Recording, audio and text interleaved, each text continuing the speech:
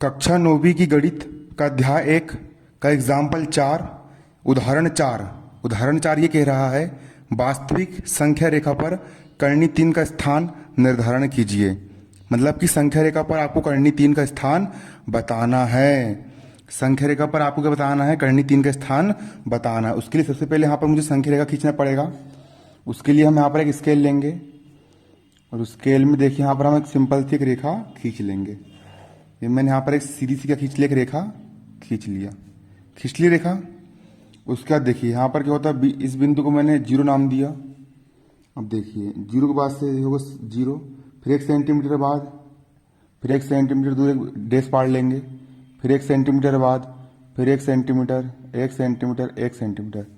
0 की पहली उसी प्रकार 1 सेंटीमीटर, फिर दूरी 1 सेंटीमीटर और ले लेंगे, फिर 1 सेंटीमीटर, 1 सेंटीमीटर, 1 सेंटीमीटर और ये 1 सेंटीमीटर। इधर अनंत तक बढ़ेगी, ये इस तरफ कहाँ बढ़ेगी? अनंत तक बढ़ेगी। क्लियर? 0 हो गया, 0 के बाद 1 होता है, 1 के बाद 2, 2 के बाद 3, 4, 5, 6।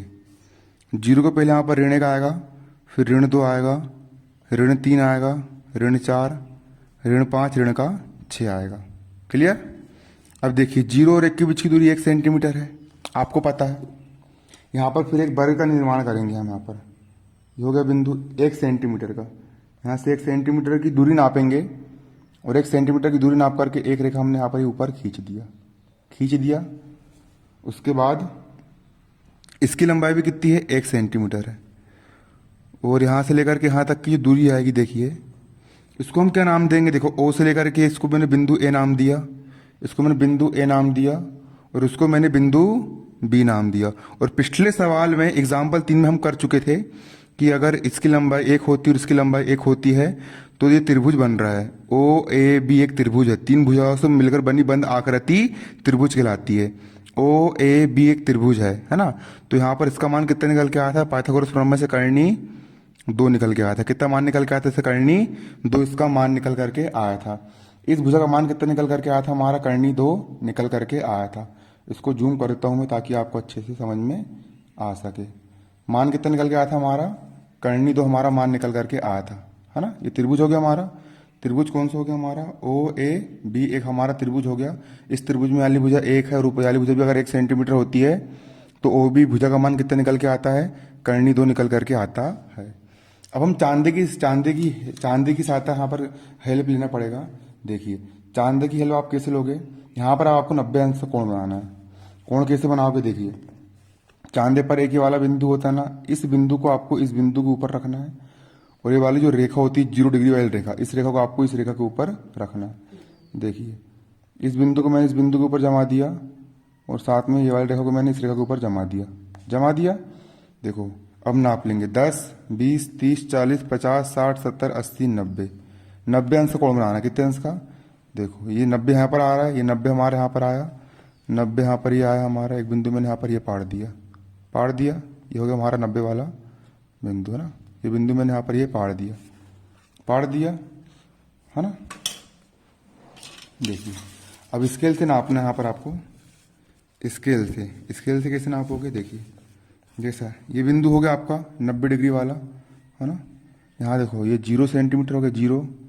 और बिल्कुल इस बिंदु की सीध पर आपको स्केल जमाना है ना। लेकिन यहाँ पर आपको सिर्फ 1 सेंटीमीटर की रेखा खींचना है। यहाँ से लेकर के मैंने सिर्फ कितनी खींचा? यहाँ पर 1 सेंटीमीटर लंबी रेखा खींचा। लेकिन ये रेखा बिल्कुल इस 90 अंश के कोण की सीध में होना चाहिए। खींच लिए 1 सेंटीमीटर की रेखा, खींच लिए।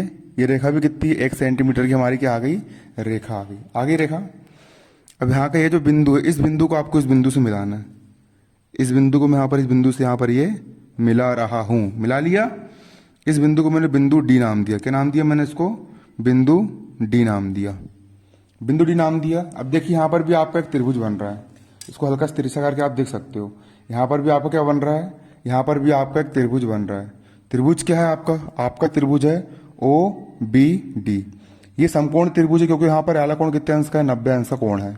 तो समकोण त्रिभुज है DOB। देखो ये त्रिभुज बन रहा है। 3 भुजा जो अंदर का जो भाग है ना, ये त्रिभुज है DOB क्या है? आपका एक समकोण त्रिभुज है DOB आपका क्या एक त्रिभुज है। यहाँ पर इस त्रिभुज की आपको 2 भुजा पता है। पहली भुजा ओ बी, पहली भुजा ओ बी का मान आपको पता है कितना है, कर्णी 2 है। और दूसरी भुजा बी डी का मान भी आपको पता है, दूसरी भुजा बी डी का मान कितना है, 1 है। दूसरी भुजा बी डी का मान यहाँ पर कितना है, 1 है। आपको ये वाली भुजा का मान निकालना है, ओ डी, ये बिंदु ओ और ये बिंदु डी, ओ डी का मान आपको निकालना है। तो इस त्रिभुज, त्रिभुज का नाम क्या है, ओ बी, ये बिंदु बी हो गया, बिंदु डी हो गया, डी हो गया। तो त्रिभुज ओ बी डी में हम पाइथागोरस प्रमेय लगा देंगे। क्या लिखोगे यहाँ पर आप, त्रिभुज ओ बी डी में पाइथागोरस प्रमेय लगाने पर, है ना, लिख दो यहाँ पर।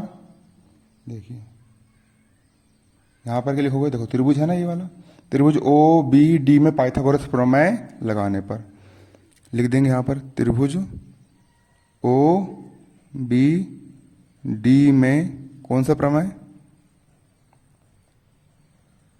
पाइथागोरस, पाइथागोरस प्रमेय से। त्रिभुज में हम पाइथागोरस प्रमेय लगाएंगे। पाइथागोरस प्रमेय क्या होता है हमारा, पाइथागोरस प्रमेय हमारा होता है कर्ण का वर्ग बराबर होता है लंब का वर्ग धन आधार का वर्ग। कर्ण का वर्ग बराबर लंब का वर्ग धन आधार का वर्ग होता है।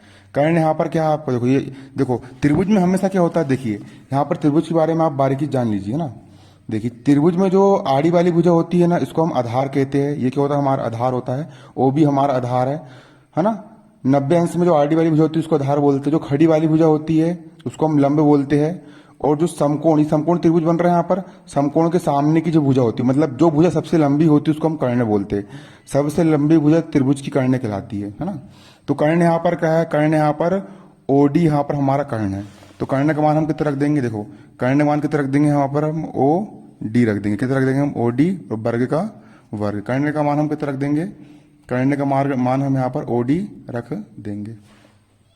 कर्ण का मान कितना जाएगा, ओ डी। देखो ओ डी, ओ डी हमारा क्या हो गया, कर्ण हो गया। ओ डी हमारा कर्ण हो गया, सबसे लंबी भुजा। तो यहाँ पर रख दी मैंने ओ डी, घात दो बराबर का यहाँ पर हो जाएगा बराबर। अब लंब, लंब क्या है कि खड़ी भुजा को हम लंब बोलते हैं। ये लंब है, ये वाली भुजा क्या है, लंब है। मतलब बी डी हमारा क्या लंब है, बी डी हमारा क्या लंब है, बी डी हमारा लंब है। तो लंब का मान कितना रख देंगे यहाँ पर हम, बी डी रख देंगे, बी डी और घात दो का घात दो धन आधार का मान कितना है, ये हो गया हमारा आधार। ये हमारे आड़ी भुजा को हम आधार बोलते हैं। ओ भी हमारा क्या है, आधार है। तो आधार का मान हम यहाँ पर कितना रख देंगे, ओ बी रख देंगे। घात दो का यहाँ पर हो जाएगा कितना, घात दो हो जाएगा। अब ओडी, ओडी का मान पता है क्या, ओडी का मान, ओडी का मान हमको नहीं पता। तो ओडी का ओडी रहेगा यहाँ पर, ओडी जैसे का वैसा, घात दो का घात दो बराबर का बराबर। अब बी डी का मान कितना है, देखिए बी डी का मान ये हो गया बी और ये हो गया डी। हमने 1 सेंटीमीटर माप के हमने बी डी का मान 1 लिखे थे। तो बी डी का मान कितना है हमारा, 1 है। तो यहाँ पर बी डी का मान कितना रख दूंगा, यहाँ पर मैं 1 रख दूंगा। और घात कितनी है इसकी, घात 2 है, धन का धन। ओ बी का मान कितना है, ओ बी का मान ये हो गया और ये हो गया बी। ओ बी का मान हमारा कितना है, कर्णी 2 है। ओ बी का मान हमारा कितना है, कर्णी 2 है। तो यहाँ पर ओ बी का मान कितना रख देंगे हम, यहाँ पर ओ बी का मान हम यहाँ पर कर्णी 2 रख देंगे। और यहाँ पर घात कितनी, यहाँ पर घात 2 है। क्लियर। अब देखिए यहाँ पर हो गया ओ डी, घात 2 का घात 2 बराबर का बराबर।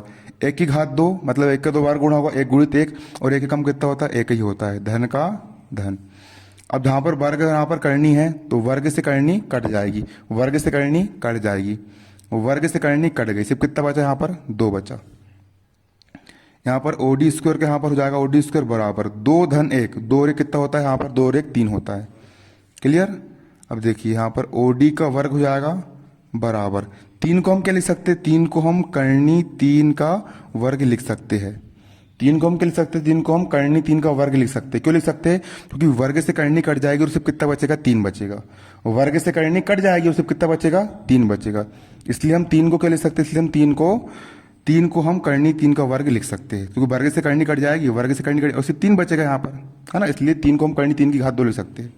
और अगले स्टेप में वर्ग से वर्ग कट गया, यहाँ पर कितना बचा, यहाँ पर बचा ओ डी बराबर, यहाँ पर सिर्फ कितना बचेगा, कर्णी 3 बचा। कितना बचेगा, कर्णी 3, है ना। तो ओडी का मान कितना आ गया, कर्णी 3 आ गया। ओडी का मान कर्णी 3 आ गया। ओडी कहाँ पर है, ये हमारा ओडी, ये हमारा ओडी। तो ओडी का मान हमारा कितना आ गया, कर्णी 3 आ गया। ओडी का मान कितना आ गया, कर्णी 3 आ गया। इसको संख्या रेखा पर दर्शाना है, उसके लिए आपको एक प्रकार लेना पड़ेगा और प्रकार को आपको यहाँ पर फैलाना है। और फैलाइए, देखिए एक बिंदु आपको यहाँ पर रखना है, दूसरा बिंदु आपको यहाँ पर जाना चाहिए। पहला बिंदु आपका ओ पर और दूसरा बिंदु आपका डी पर जाना चाहिए। चला गया। अब देखिए ये डेड से फाड़ के यहाँ पर आपको करना है, वृत्त का निर्माण करना है।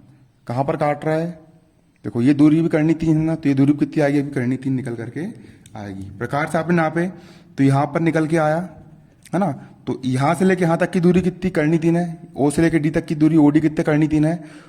तो यहाँ से लेके यहाँ तक की दूरी जो आपने वृत्त की सहायता से यहाँ पर आपको इस रेखा में आपने जो मिलाए हो, तो यहाँ से लेके यहाँ तक की दूरी कितनी आएगी, करनी 3 आएगी, करनी 3 आएगी, कितनी आएगी, करनी 3 आएगी।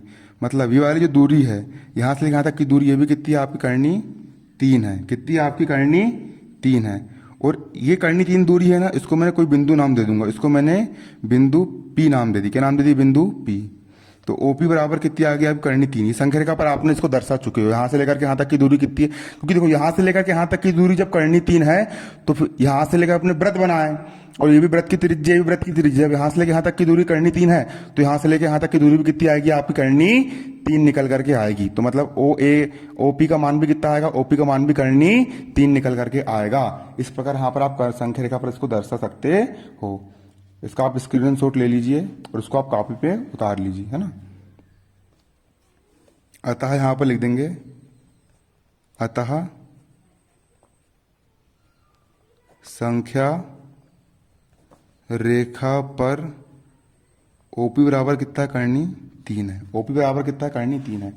जो हो गया O और जो हो गया आपको बिंदु P, है ना। OP बराबर कितना आ गया, आपको करनी 3 निकल करके आ गया। धन्यवाद। जय हिंद, जय भारत।